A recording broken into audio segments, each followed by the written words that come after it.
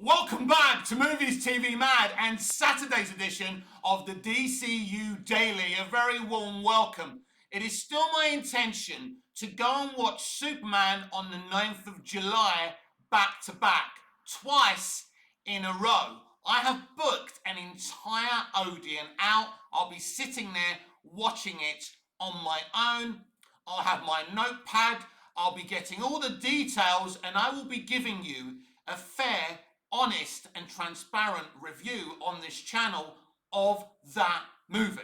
I will review Superman, honestly. I don't care about upsetting people or pleasing people or getting more views by saying certain things. I have no bias apart from my love of this character, and I will tell you exactly what I think about every single moment of this film. This is the platform and channel to consume if you want honesty, if you want shills, if you want pure hate. You're going to have to go elsewhere.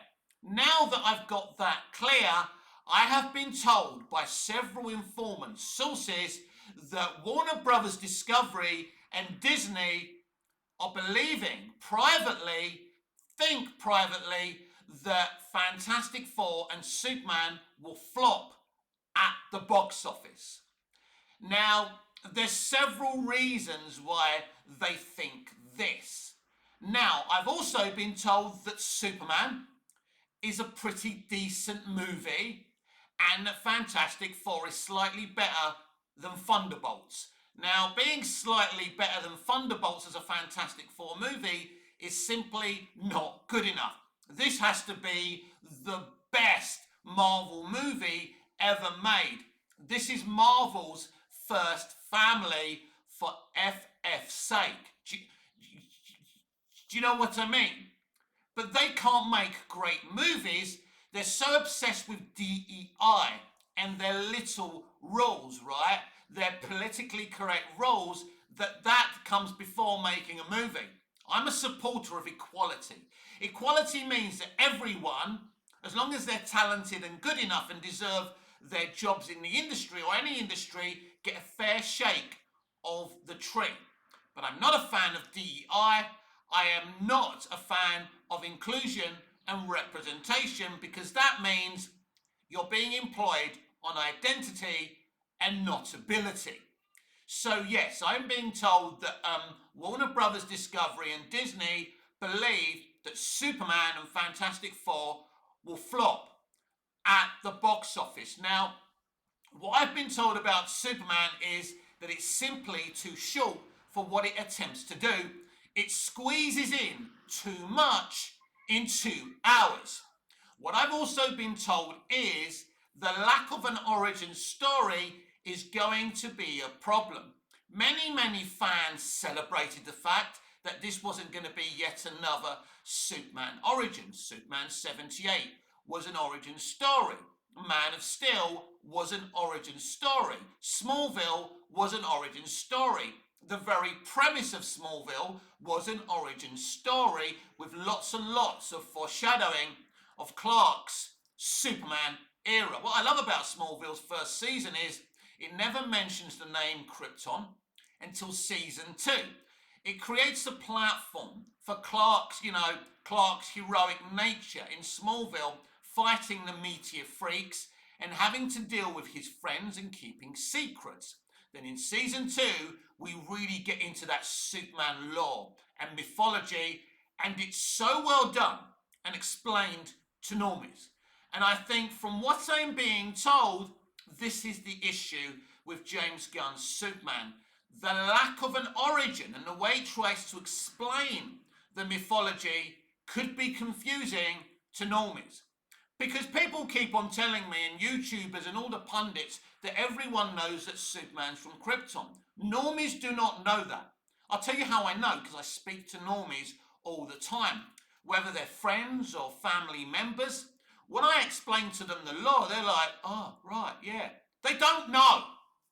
The only people who know the law and Superman's origins are us geeks and nerds. Maybe a few normies know it off the cuff, but people need and explanation. I thought that Man of Steel did a great job of doing an origin story.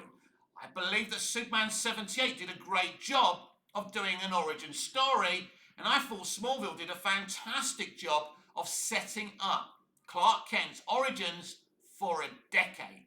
So I think that's very, very important, because it's not the geeks and nerds and the DC and Superman fans that you need to convince to watch this movie.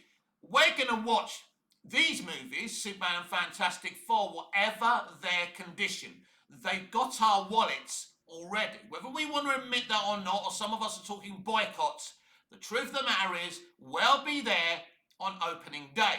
For crying out loud, I've booked out an Odeon. I'm watching this film back to back in the first day of release here in Cyprus. Whatever I think. And I've got so much reservations about James Gunn's Superman. But I've also, it's weird with me, sometimes I'll see something and I'll call it out here on my platform. But like yesterday, I saw a little TV spot and it looked kind of okay. And I think it's going to be that type of movie. There's going to be things that we love and things that we don't love. And that's the problem. With Superman 78, mostly everything you see, you love. And the little nitpicks we have with Superman 78, they're nothing to kind of divide audiences. Now, Man of Steel did divide audiences.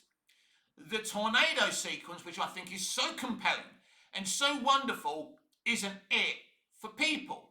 What do you think I should have done? Let them die? Maybe divided audiences. I understand where Jonathan Kent Park Kent is actually coming from at this moment. He's not telling his son to kill people.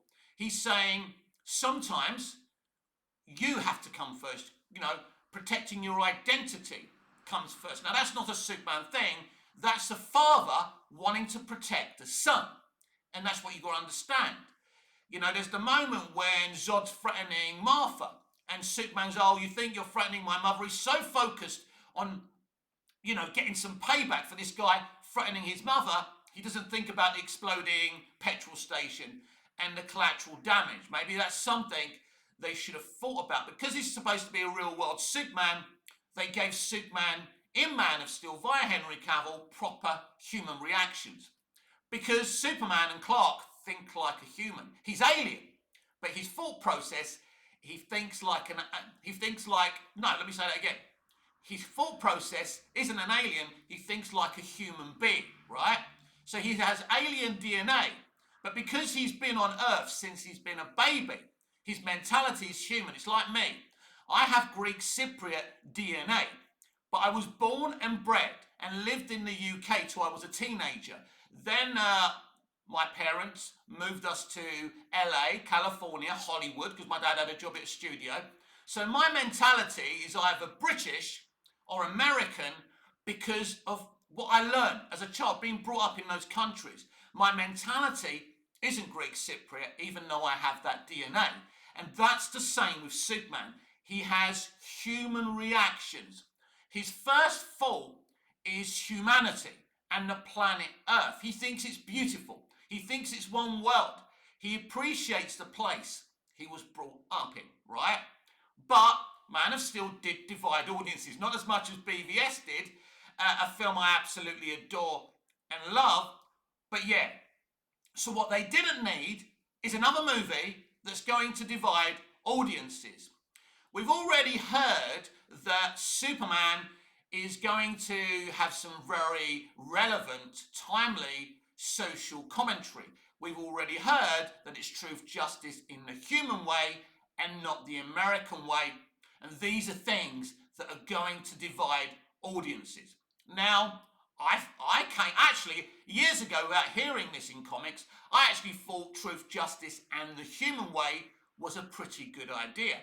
Because I've always seen Superman as a universal hero. Yes, he was brought up in America. So he's going to think like an American in a way. But he becomes a hero, not just for Earth, but for creation, for the universe. In comics, he goes to different planets and helps different planets, even though there's not a yellow sun to give him powers. So Superman, within the comics, has been there for all life forms, animals, you know, aliens, human beings. So yes, in certain aspects, he is an American hero because he was born in America.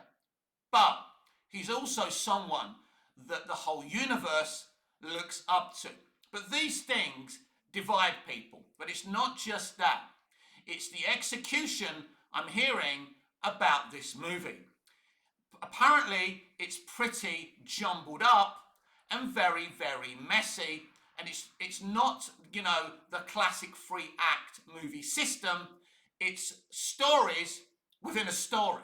It's basically a bunch of stories within a movie. That can be a tad confusing. And this is why they removed one of Gunn's editors. Because the way he was editing it was the way Gunn wanted him to edit it. And he wouldn't, they weren't playing ball. So he had to be removed, and WB brought in their own editor. But basically, once you try and change a director's vision, it's going to become jumbled up because you can't go back and start reshooting the whole movie, because you'll have to delay the movie. Then the public know that you're in a huge mess here. And that's the thing with this movie. I don't think this movie has had significant reshoots, because if it did, it'd still be 2 hours 20, 2 hours 30 minutes. The fact that they whittled it down to 2 hours and a full runtime of 2 hours 9 minutes with credits and post-credit scenes means they have chiseled so much away from this movie but haven't replaced what they've chiseled away. So there's been some small reshoots and some pickups. No question about that. I believe Gunn about that. So I don't think there's been significant reshoots, but they've certainly cut a lot of this movie. They cut half an hour from Batman vs. Superman, Dawn of Justice. And look what they did to Justice League via Zack Snyder. They got rid of Snyder, they brought in Whedon, and with editing and shooting, significant reshoots, they changed the entire movie. So they've shaved off 20 minutes of this movie. And what I'm being told is, when you watch this movie, you can tell a significant amount of the character development and the storytelling has been chiseled away, and it just feels like a YouTube kind of, all those YouTube clips you see of your favorite TV shows or movies. It feels a little bit like that without any context. I'm sure we'll find out. But this is the problem when you keep on listening to the internet and keep on doing test screenings and looking behind you and being paranoid about what different people think. This is the problem with Hollywood today.